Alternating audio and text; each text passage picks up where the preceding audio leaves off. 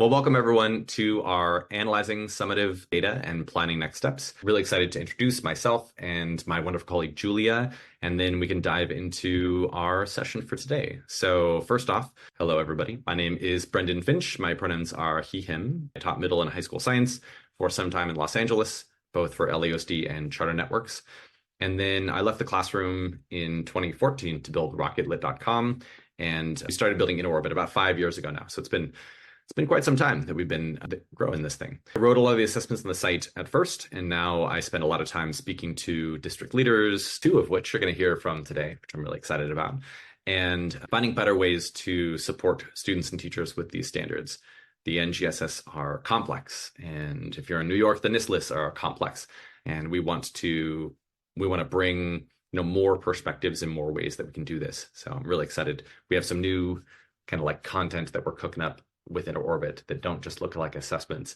And that's the result of a lot of conversations we've had with folks, some of whom are here. So thank you all very, very much. And I also just want to say that I believe warm pie without ice cream is always less good. And I think that warm pie should be served with maybe like some vanilla bean ice cream whenever possible, or maybe every single time. Yeah, I know, Sharon. Okay.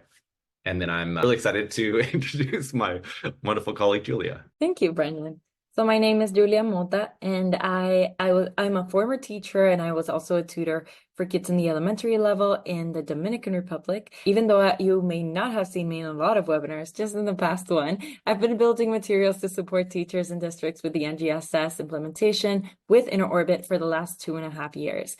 And I'm also InOrbit's district engagement manager. I also think, and this might be a hot take, but hot chocolate is exclusive to Christmas morning, only in my life, right, Brendan? It's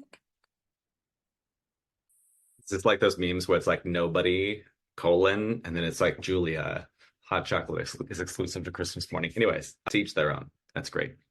All right, so welcome everyone. Thanks, Julia, for that hot take about hot chocolate. We're going to chat about analyzing some summative assessment data right now. And our objective is to explore how two of our partner districts, Niagara Falls and Cecil County. Niagara Falls is in New York, in case you're not like a geography major, and Cecil County is in Maryland. And we're going to look at how they leverage InOrbit to build these common summative assessments and some of the thought behind how and why they build those assessments, and make data-informed decisions. I'm going to give some thoughts around, the big ideas that both Ronnie and Day give us around how they design their assessments and how they get teachers to collaborate around those assessments, which will be really fun. We're going to be here for about 45 minutes. It may take a little bit longer. That's probably what we're looking at, though. We're really excited about it.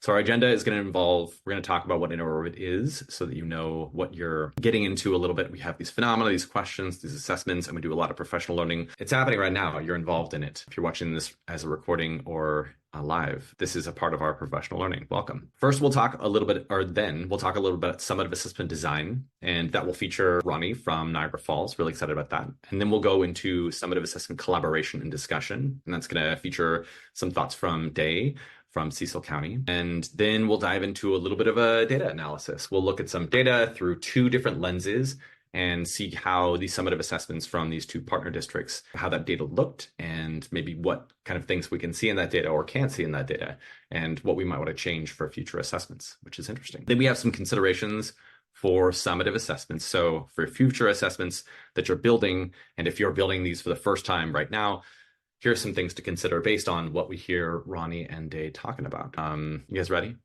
Julia, ready? All right.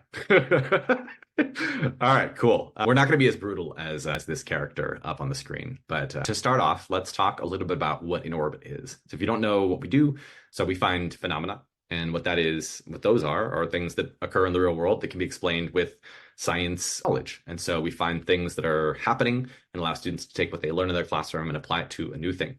Right now, that takes the form of formal assessments that you can build and administer online or print out and give to students. So with these phenomena, we will take a specific standard And with that standard, we'll write questions that refer to specific parts of the standard. So either hitting just the DCI or the SEP of developing using models or the cross-cutting concept of system and system models. And we use all of those elements very deliberately in writing our questions so that you can go onto the site and you can pull questions and build your own assessments. So if you are looking to build a now or like a formative or a summative assessment, you can go onto InterOrbit and you can pull from this huge library of questions that is growing daily. We also have sort of pre-made assessments that we've been building over the past couple of months. We've recently finished all of these for all standards, which I'm really, really excited about. And so we have the first type of pre-made assessment are these scaffolded formatives, and we use one-dimensional questions in them. They're about 4 to 5 questions, and they focus on a single standard. We use one-dimensional questions, two-dimensional questions that hit the DCI, some that will hit the cross-cutting concept, and then some three-dimensional questions. So you can think of that as this like beautifully scaffolded assessment where we get started with what you know, we make connections between the DCI and the SCP or cross-cutting concept. Then finally, we have a three-dimensional real doozy question at the end. These are all multiple choice questions. And then we have our sense-making summatives, which are usually 4-question assessments. Sometimes we add an extra question in there. And those will only involve 2- and 3-dimensional questions. So either DCI, SCP, and cross-cutting concept, or 3-dimensional questions. The formatives and the summative assessments are built with different phenomena for the same topic. So if you search for MS-LS11, you'll find one phenomena for the formative and one phenomena for the summative assessment. And they'll be separate phenomena because we want students to look at different ways to show what they know in the context of different phenomena. Then we also have these things called inventories, which are big, gnarly beefcake assessments that have 20 to 40 questions on them and have all standards within a grade or a subject. So all middle school life science, all high school physical science standards. And they'll all involve 2- and 3D questions using the DCI, the SCP, and the cross-cutting concept. And they're great for like a thorough baseline or like an end of year snapshot. Or if you want to like have students like really dig in before a test, you can give them one of these really gnarly things and be like, see, it's not so bad. You can do it. And that's what those are for. In our first webinar of this series, we had a partner that uses these as pre-assessments at the beginning of the school year, and they did this for their 4th grade students, and then we looked at some of that data. So if you're interested in that, check out our YouTube channel and look at that old webinar. What we do with all those questions is we use them to build reports, and the reports focus on really specific parts of the standards. So for an SCP, like developing user models, there are lots of discrete parts that students should demonstrate proficiency on. So we give you a report at the end of students taking an assessment, looking at what parts of the 3-5 or the 6-8 or the 9-12 grade levels that students were successful in or where they need a little bit more support. And then in addition, we build a lot of professional learning sessions. Our colleague, Erin Cook, does a lot of that work, and she has done actual research on this and then builds them. And at this point has trained thousands and thousands of teachers herself. And she does a lot of consultation around how we build these sessions. So that's another thing we do. If you're looking for help with professional learning, we would love to sit down with you and build a plan and some sessions for her. And that's Erin in Norwalk, Connecticut. So I think there's some Connecticut teachers in here. So Erin was close to you once. Anyways, welcome. And thank you all very much for going through that. Now I'm really excited because we're going to kind of dive into the rest of our session. But if you are interested in trying out InterOrbit or you want to pilot, we would love to meet with you and talk to you about the platform. Or you can sign up for a pilot on your own and just get started so you don't have to talk to us, because Julia and I are pretty scary. So click on those links in the description if you're watching the recording of this video. And now let's dive into our first section. This is I'm going to pass it over to Julia to talk a little bit about Niagara Falls and their summative assessment design. Julia, to you. Thank you, Brendan. I don't think I am that scary, but let's get into the content of our webinar and let's look at how Niagara Falls designs their summative assessments. And for some context, Niagara Falls is a medium-sized district in New York State. And lately, they've been grappling with the fact that they will have their first statewide 3D assessment in spring 2024 for 5th and 8th grade. And in this case, the elementary and middle school are using 2 different curricula. They started building summative assessments to support data collection and test practice while choosing priority standards to focus on. And my interest is also piqued. So let's listen to Ronnie McGrath. She's the elementary STEM coordinator for Niagara Falls, and let's try to really focus on 2 main things. So first, how do teachers know what standards to prioritize? And knowing how big of a shift 3D instruction and assessment is, what helped drive teacher buy-in? Let's hear what Ronnie has to say about this. So we have in Niagara Falls grades 3 through 5 on one curricular program and grades 6 through 8 on another. At the end of each unit of study, we have a summative assessment for students to complete. We selected standards that were the primary focus within that unit of study. We couldn't address every single standard, but we took the ones that we felt were the most important and we assessed those. And so we have in each grade level an assessment at the end of a unit, or in some cases, the end of 2 units, depending on the grade level. So we did this work as a committee. And so we have teachers from each grade level that serve on the committee, and they're the ones who actually create the assessments. So they look at the units, right? Teachers should be involved in what teachers have to do, right? And so they were able to go through, and, you know, from years of experience of teaching, you can look at science as a big picture and figure out what is most critical for students to move forward knowing based on what content they might be learning in the following year or the following unit. Also just based on what are the bigger picture type standards versus the smaller nitty-gritty ones. And so that's kind of the direction that we went for selecting which standards to focus on. So firstly, you have to understand the culture of Niagara Falls. We're a medium-sized district, right? We are very, very involved with professional development. We have scores of instructional coaches. So our teachers are used to that culture in working together and, you know, advancing themselves and learning and also being a part of the decision-making process. And so pieces of that might come from being a unionized district as well. So there are some things that teachers have to be involved in decision-wise making. So that piece may come into it too. But for working with the teachers specifically, I take some of the short snippets of the videos that you have posted specifically about like the types of questions that are offered within the platform, and I show it. But then I go back in to make sure that they fully understand what that is in terms, because, you know, yes, we've been talking about the standards in our district for a very long time, but still it is a little bit new, this 3-dimensional style of teaching and really assessing. At that point, we didn't have any examples from our state yet on what that would look like. And so we did everything based on what you could teach us. I'm going to be 100% honest with you. And so from talking to you, from watching little snippets of videos that you put out there, I work with them and say, listen, this is what's coming.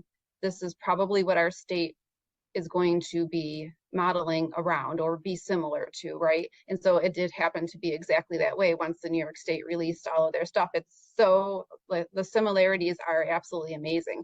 And so when I do professional development right now to prepare teachers for the state assessments coming up and these new district assessments that we have in, I literally put them side to side. I'm like, this is New York State, this is our inner orbit assessments, our district assessments, and I'm just look at them. They're like almost mirrored images. They might use a different terminology here or there, but for them to see that, that's pretty powerful. And then so they understand, like, all right, I really need to get my students exposure to this and make sure that they're confident and familiar going into state testing.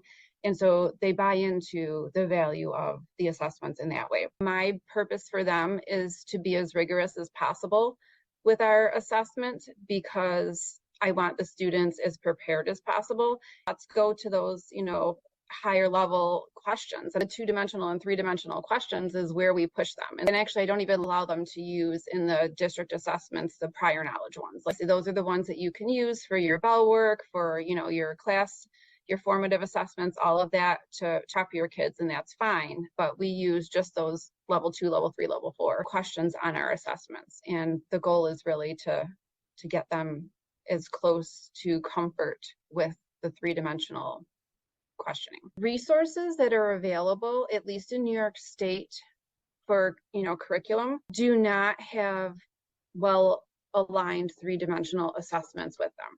Normally, when you get a curriculum product, assessment pieces come with it, right? So there's pre-assessments, there's embedded assessments, there's formative assessments, there's post, you know, like all of that. And so the products that we have and that we're putting into place in our district, the assessments are not aligned as they should be. And so that's another piece that now that New York State has released their questions, that was kind of an eye-opener for teachers. And they're like, oh, you know, yes, we're teaching the kids, but are we giving them any sort of real practice for the way that we want them to think.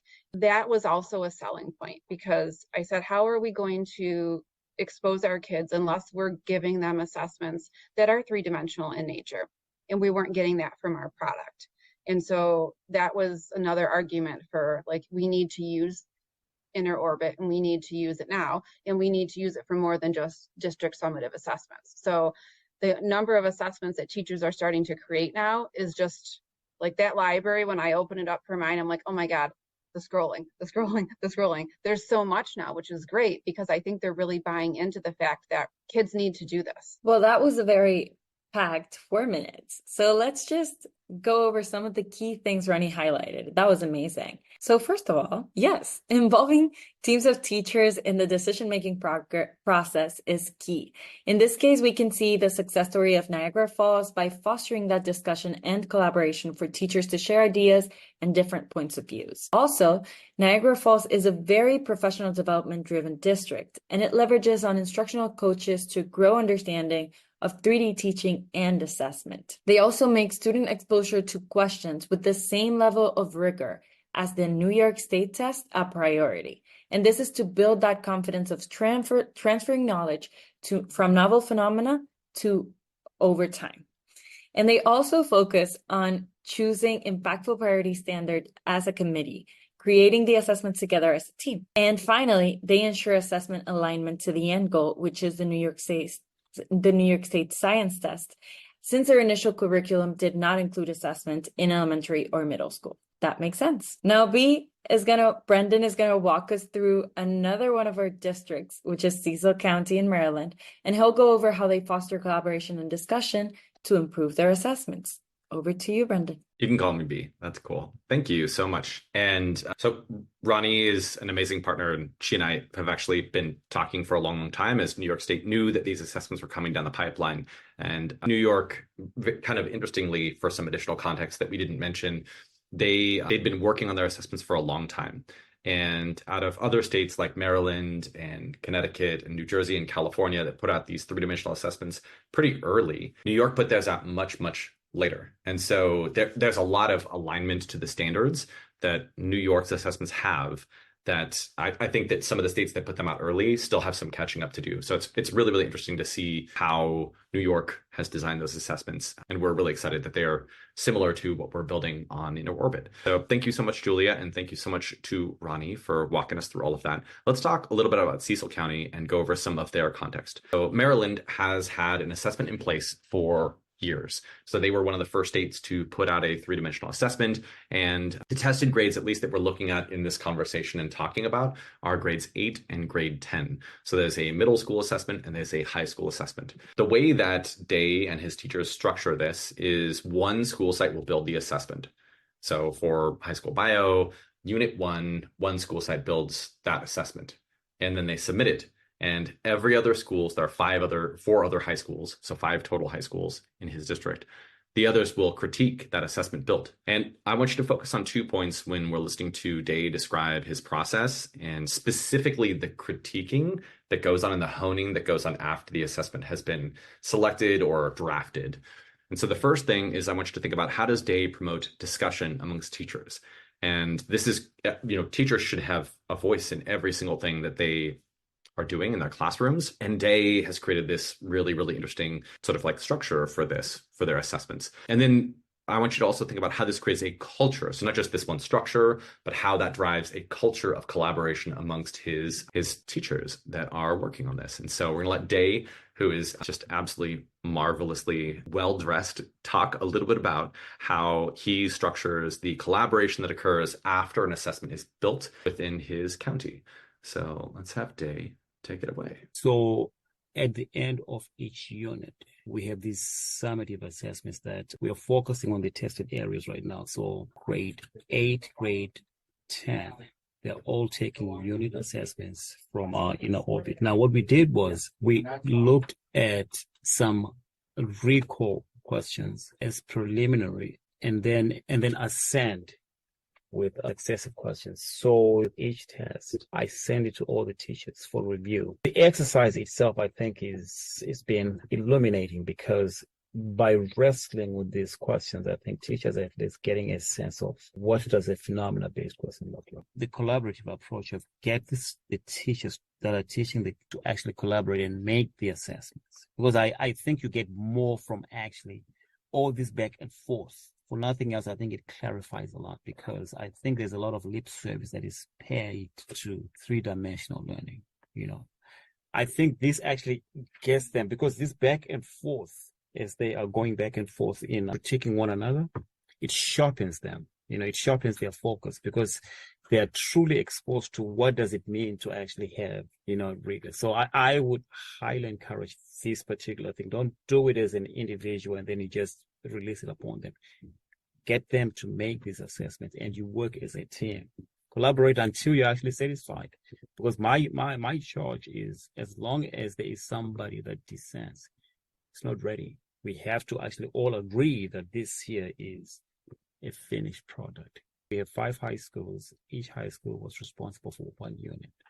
However, once they are done, everybody critiques. I'm getting a lot more from the back and forth than anything else. The collaboration, the discussions that are emanating from it, been extremely helpful. So we're getting a really firm grasp of what is actually being asked. Unless they actually start to argue back and forth, I'm not so sure that you get the truly rich experience that comes from them. Because like I said, even though they're colleagues, they're trying to be polite initially, but once they go back and forth, but you also learn something from it.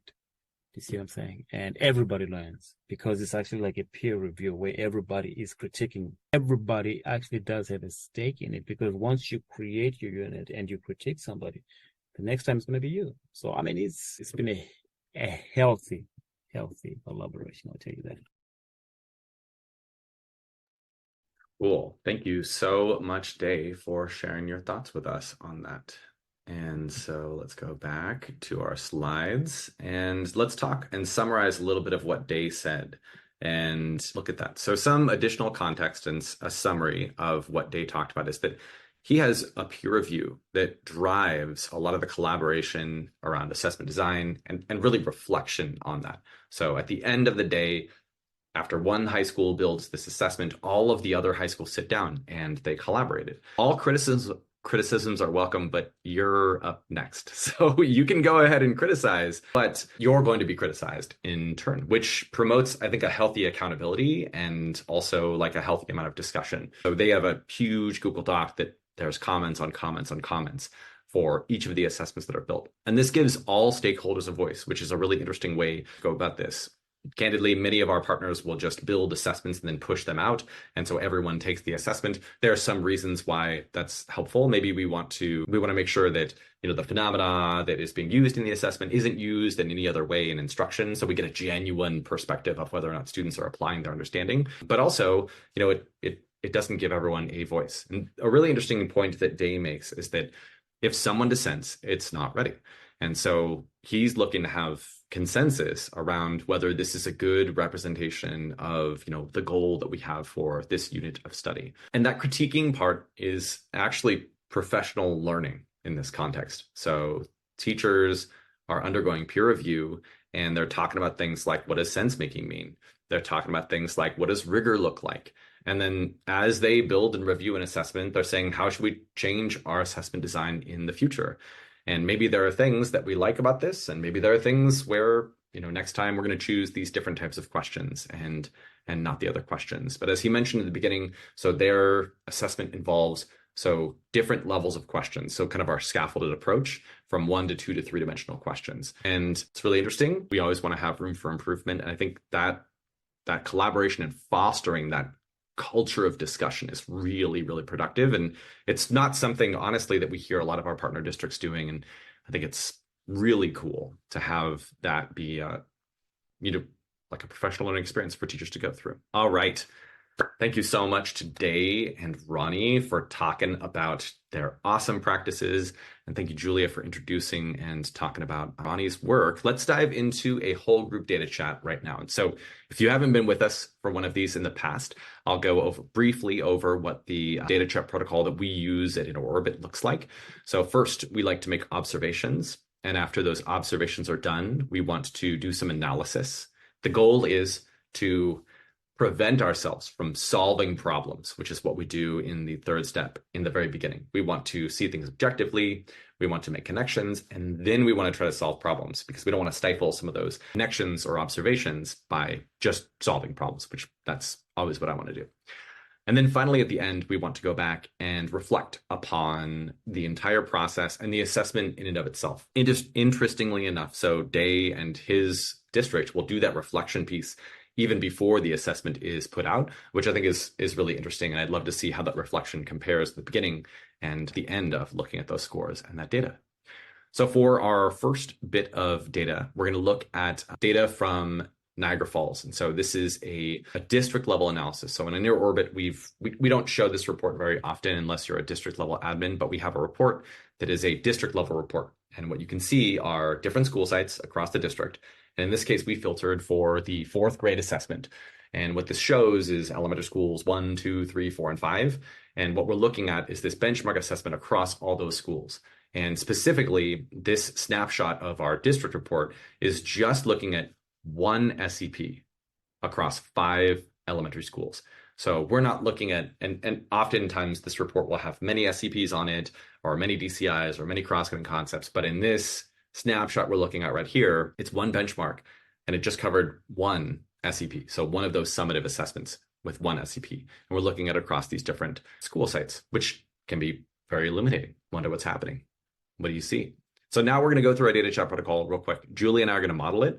If you're sitting there and you're like, I don't want to just watch you talk about this, I want to share my thoughts too, then don't stop. Please share your thoughts and let us know a little bit about what you're observing, and maybe some analysis that you might do looking at that assessment. And then also maybe what are some next steps? What are some implications that you might have? So quick data chat modeling, and then we're going to go into another set of data that Julie and I are going to be relatively quiet, and y'all can really dig in and do some analysis. So first things first, Julia, what are some things that you observe? And you might start your sentences off by saying things like students struggle with, or students excelled with. What do you observe here? What do you observe here? Yeah, so I see students in elementary school 1 and in elementary school 5 actually excelled with constructing explanations and designing solutions.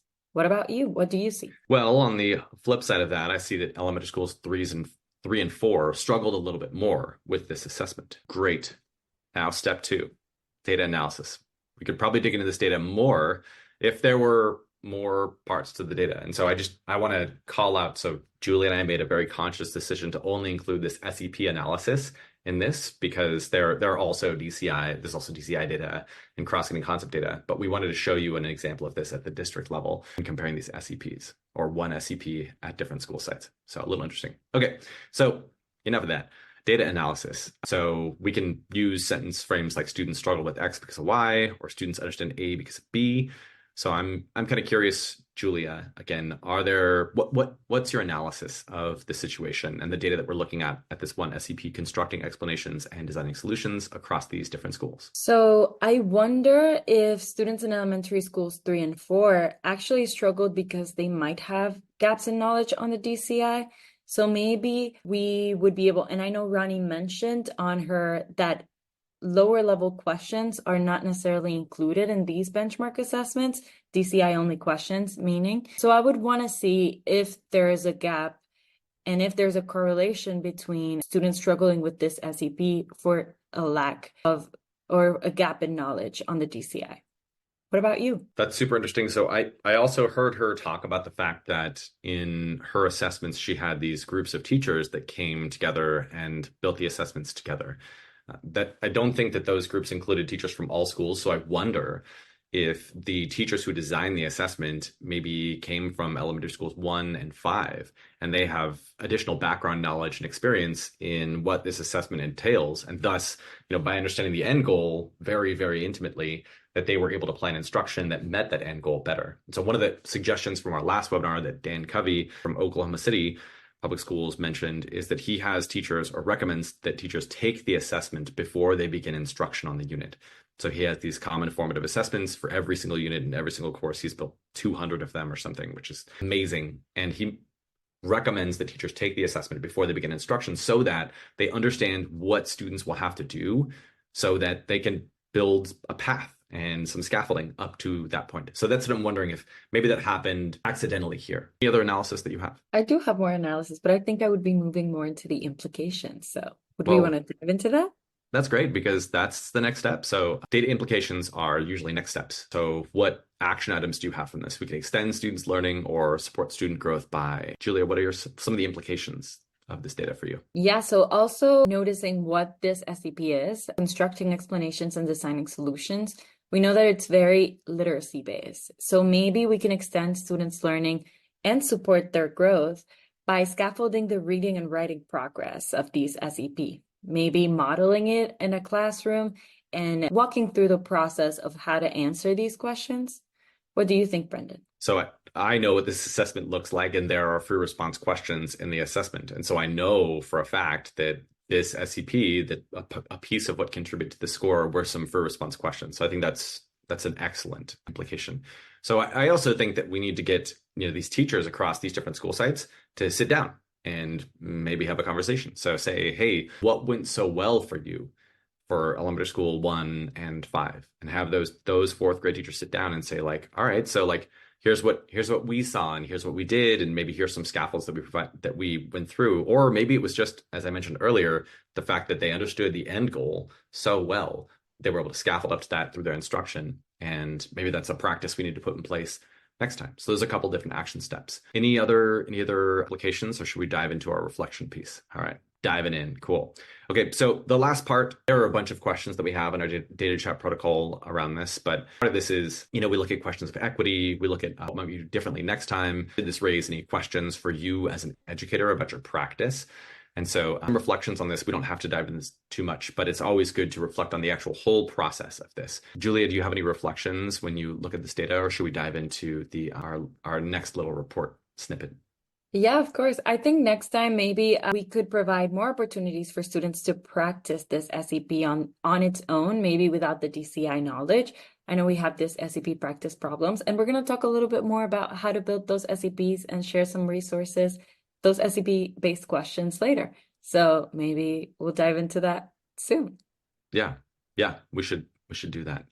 So one interesting thing around that I think, so if we were going to provide more opportunities, we've seen teachers lean into adding in discussion questions where they'll project a phenomenon up on the board and they'll say, what evidence do you see of that? Make a claim about what you see happening here, and just verbally using the phenomenon in orbit to have just a verbal discussion so that other students can even just hear, or maybe write down on a piece of paper, if you want to build structures like that, some examples of how you might construct this explanation, or tie evidence to a claim, or compare different design solutions, whatever it is that SCP is asking students to do. So that's another way to scaffold. I like that a lot. So one additional piece of data is that we looked at the assignment report, which in our last webinar with Dan Covey from Oklahoma City Public Schools, this is where he has teachers lean in their PLC conversations. And so we looked at this, and it was pretty interesting just to tie in that SCP and look at one of the questions. So this question asks students, in figure 3, fossil Y is not found in the top layer. Which statement could explain why fossil Y is not found in the top layers of the model we give them? We're not going to show you the model and go into that, but an interesting part of this question is that the correct answer involves the vocab word extinct. And that's really interesting because none of the other answers use that word.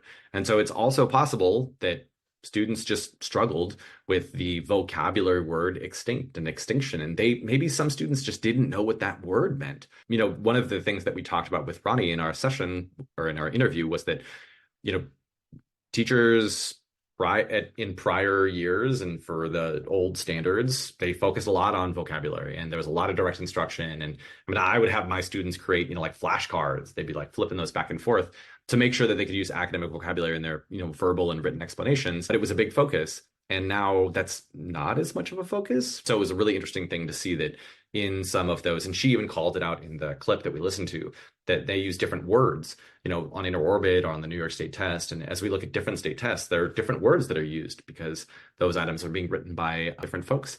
And that's interesting. So I think vocabulary is still an important piece of this to build the academic language that students need to use to, refer to and describe phenomena, and also to be able to interpret test items that are given. So I just wanted to throw that out there because I thought that was an interesting additional little tidbit from this particular assessment. So this assignment report is something where you can look at each question and do a question level analysis and see how many students chose, the correct answer or one of the incorrect answers.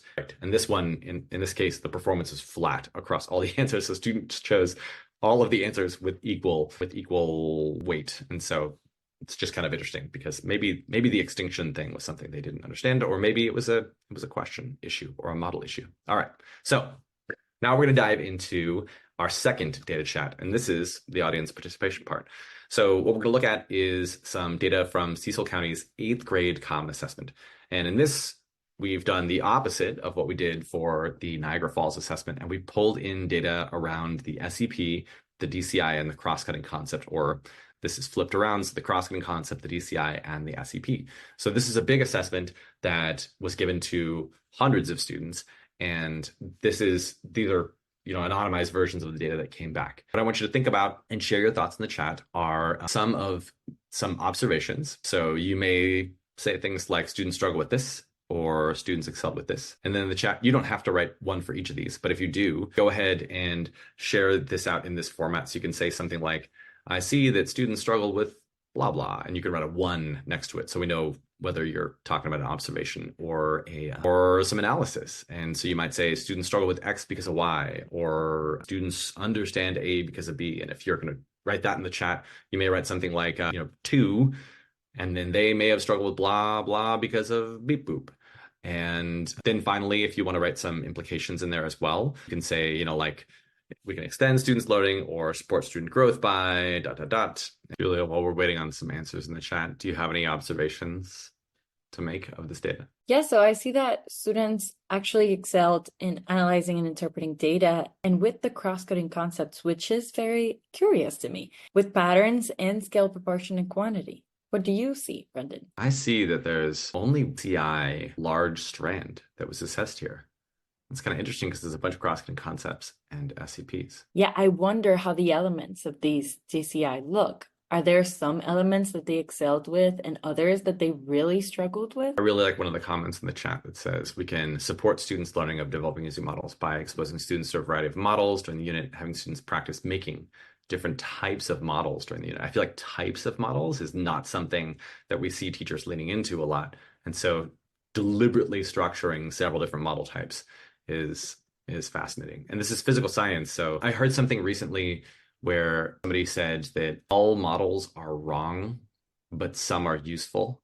It's a really interesting way to think about models because, we're just representing this super abstract or actual concrete process in a really abstract way. And so no matter how you're drawing a picture of an atom or a chemical reaction, or how heat is changing over time in something, or energy is shifting from one, type to another, it's just an abstract representation. And so I thought that was a really interesting thing, that the idea that all models are wrong, but some are useful. Any analysis that you might make on this? So some analysis that I see in this is I see that developing using models is a struggle along with energy and matter flows, and modeling energy and matter is a pretty common way that those two things are tied together.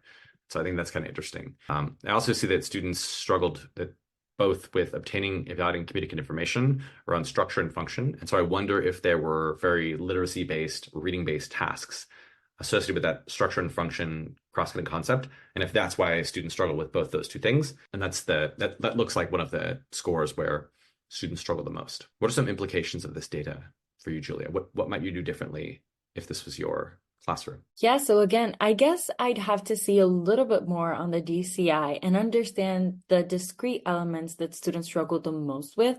And as I see in the chat, very interesting how the SCP and the cross-cutting concepts are tied and all of these things. But I would still love to see if part of this struggle was specifically for the DCI, because we just see a yellow but we don't know the detail of it, as you mentioned. What about you? I think just to address what you're saying is, so within PS1, there's PS1A, B, and C, and then PS1D if you're at the high school level for nuclear processes. And so there are a lot, and within each of those, chemical reactions is not just one, there's not just one element at the 6-8 level. There are like 5 or 6 different things that students should demonstrate proficiency on. So there's a lot that we can't see in this data. So I think something that I notice is, and somebody else called this out in the chat, that students did really well to analyze and interpreting data.